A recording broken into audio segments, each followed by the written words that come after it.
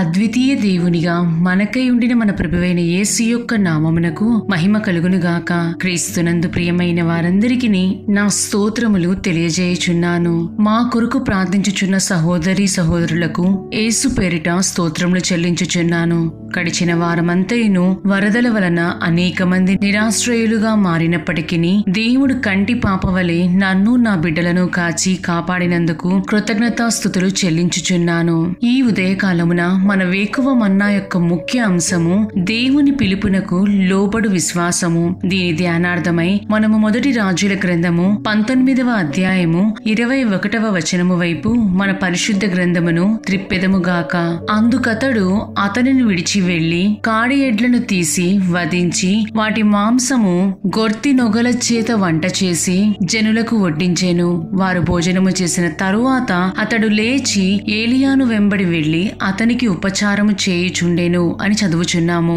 ఈ వాక్యమును వినుచున్న ప్రియమైన వారలారా, మనం ఎలీషా యొక్క జీవితమును చూసినట్లయితే అతడు దేవుని పిలుపునకు లోబడు విషయములోను తన విశ్వాసమును కనపరచుట యందును ఒక మాదిరి జీవితమును అనుసరించెను.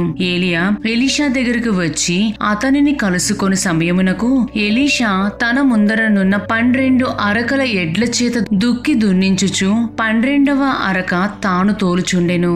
చాలా శ్రద్ధగా పొలము దున్నుచుండెను. అతనికి ఆశించిన మంచి భవిష్యత్తు అన్ని సౌకర్యములు ఆ పొలమును బట్టి అతనికి వచ్చును కూడా.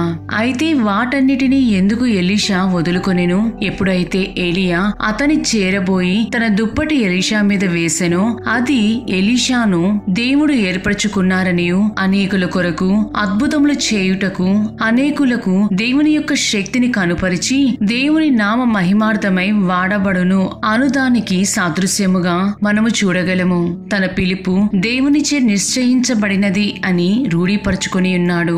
మనము అపోస్తులుడైన పౌలు కొరింథీయులకు రాసిన 2వ పత్రిక 5వ అధ్యాయము 14వ వచనములోని మొదటి భాగమును గమనించినట్లయితే క్రీస్తు ప్రేమ మమ్ములను బలవంతము చేయుచున్నది అని చదువుచున్నాము. అదే దేవుని నిమిత్తమైన ప్రేమ ఆనాడు ఎలీషాను కూడా ఏలియాను వెంబడించు రీతిగా చేసెను.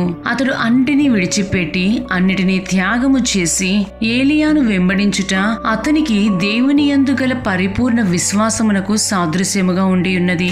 ఎలీషా చేసిన కార్యము అతని ధైర్యమును వీరత్వమును బయలుపరుచుకొనుట కొరకు కాదు, కాని అతనికి తేట తెల్లగా తన సేవను చేయమని దేవుడు చూపిన ఒక ప్రత్యేకమైన మార్గమై ఉన్నది. ప్రియమైన వారలారా, దేవుడు మనలో ఒక ఆత్మీయ వాంఛను కలుగజేసినట్లయితే అది మన ప్రస్తుత స్థితిగతులకు పొంతన ఉండదు, లేదా ఇతరుల అంచనాల మేరకు మనము పనిచేయుటకు కుదరదని మనము గ్రహించవలెను. కొన్ని పర్యాయములు దేవుడు చూపు మార్గము మనకు చిరాకు తెప్పించేదిగాను చేయుటకు సాహసం చేయలేనిదిగాను కనపడను. అయినప్పటికీ దేవుని యొక్క పిలుపు మనలను ఒక గొప్ప కార్యమునకై సిద్ధపరచును. ఎలీషా చూపిన విధేయతను బట్టి ఏలియా యొక్క ఆత్మలో రెండింతలు పొందుకొనుటకును తద్వారా ఏలియా కంటే రెండింతలు అద్భుత కార్యములు చేయుట కొరకై దేవుడు ఎలీషాను ఎన్నుకొని ఉండెను. ప్రియమైన దేవుని బిడ్డ, మనము యెషయా గ్రంథము 55వ అధ్యాయము 8-9 వచనములను గమనించినట్లయితే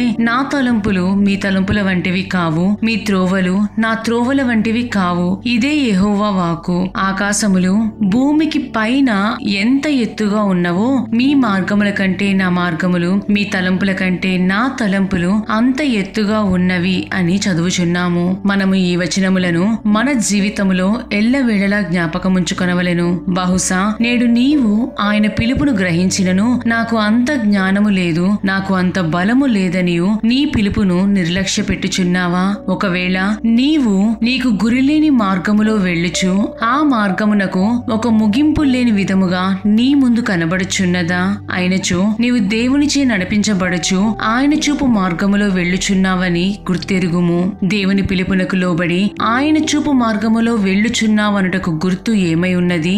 అదేదనగా నీకిష్టమైన నీ కన్నులకు కనపడు మార్గమును వీడి నీకు ఇష్టము లేని నీ ఆత్మీయ కన్నులకు మాత్రమే కనపడు మార్గములలో విశ్వాసముతో నడుచుటే ఉన్నది. ఉదాహరణకు ఒక చిన్న పిల్లవానిని వాని తండ్రి పైకి ఎగరేసినప్పుడు ఆ పిల్లవాడు ఎంతో సంతోషముతో నవ్వునే కాని ఏడ్చుట మనము చూడలేము. కారణం, నన్ను గాలిలోనికి ఎగరేసిన తిరిగి నా తండ్రి పట్టుకొనును, నేను నా తండ్రి హస్తములో భద్రముగా క్షేమముగా ఉన్నానని ఆ పసిపిల్లవానికి బాగుగా తెలియను. మనమును చేయవలసిన పని అదే అయ్యున్నది. నీవు ఎప్పుడైతే ఆయన పిలుపునకు లోబడెదవో అంతటా నీ జీవితములో నీవు ఊహించని, నీకు అసాధ్యమైన ఎన్నో గొప్ప కార్యములు, గొప్ప అద్భుతములను చేసి నీకు మించిన ఆశీర్వాదములతో నిన్ను ఒక సాక్షిగా ప్రభువు మార్చుదురు. ఆ విధముగా దేవుని పిలుపునకు లోబడు విశ్వాసము మనందరికీ ప్రభువు దయచేయుదురుగాక. దేవుడు మిమ్ములను, మీ కుటుంబములను దీవించి కాచి కాపాడుదురుగాక. ఆమేన్.